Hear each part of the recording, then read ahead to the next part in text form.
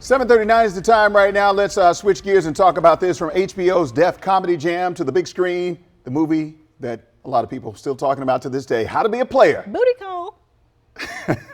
To MTV VJ, Bill Bellamy has kept audiences entertained and laughing for decades, and this weekend, the comedy legend is bringing his latest stand-up show to Baltimore's Comedy Factory. And he joins me right now to talk about his return to the big stage in Baltimore.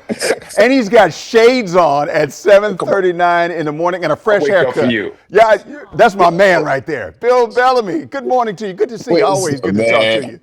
I can't even come to this area without talking to you, bro. Like you got cousins everywhere. They tell wisdom. You know, Bill just landed. You, you the Yes, sheriff. yes, You the sir. sheriff of this area. How you been, man? Man, I'm good. I'm good. And you're doing well as well because you're back in the area at the comedy show Yes. in Baltimore.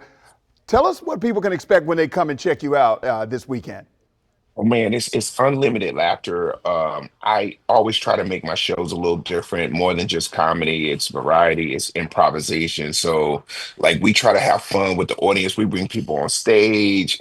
We do all kinds of fun stuff that make people go, "Oh my God!" Because right now times are kind of crazy, and I think comedy is still one of those art forms that people really like to come out live to see. And I got fans from every angle, from MTV, from How to Be a Player. The brothers Love Jones just celebrated 30 years. That movie is a classic. And I got a new film coming out this Christmas called The Worst Christmas Ever. It's a comedy. Y'all gonna be cracking up laughing.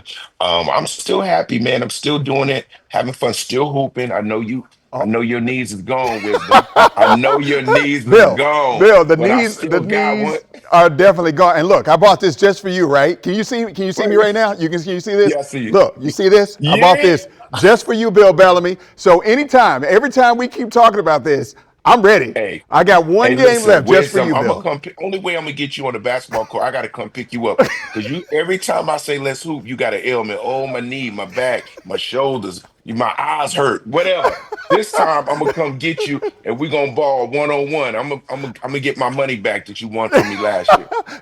I do have I would, but I got to work, I got to work. Oh, I here can't. we And then you got the go. comedy show, so we can't work. We can't coordinate our schedule. So maybe next time, Okay. maybe I'll come out to LA and we can hoop there. And I'll bring, Okay. yeah, maybe Perfect. that's how I Perfect. work. So let's talk about how comedy has changed. You mentioned it a little bit here. Times are Uh-huh. challenging right now. From the time you Yes. started back in the 90s to now, how has comedy evolved and how have you been able to stay relevant? Because you're still relevant to this day.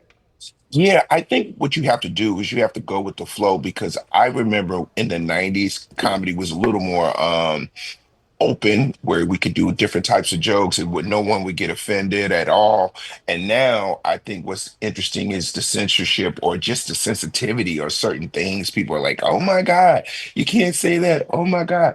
And I just think you have to be really smart about how you write your comedy so that people can embrace it. Because a lot of people learn through laughter, right? You Mhm. can teach people about race, politics, relationships through laughter. They'll just be like, "Oh my God, I think the same way." Oh my God, that's me.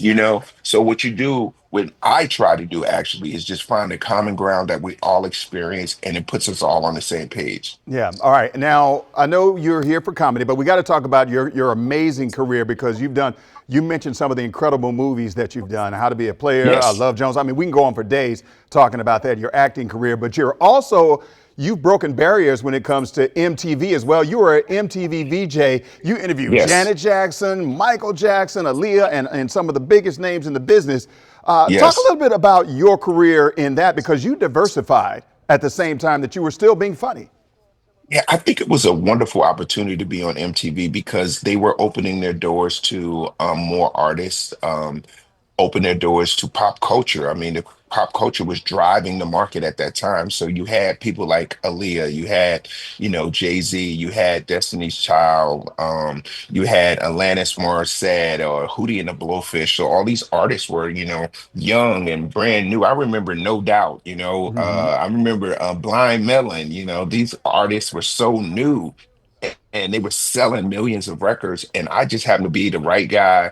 That's me and Janet Jackson right there. That was one of the Velvet Rope. That interview ended up being viral, and it also gave me an opportunity to go on tour with her. So I went on tour with her as a young comedian for the Velvet Rope tour, and Wow. I used to like just hang out with those dancers every day. Look at God, won't He do it? I was like, what? I know, right? Thank God, I was probably 113 pounds right there.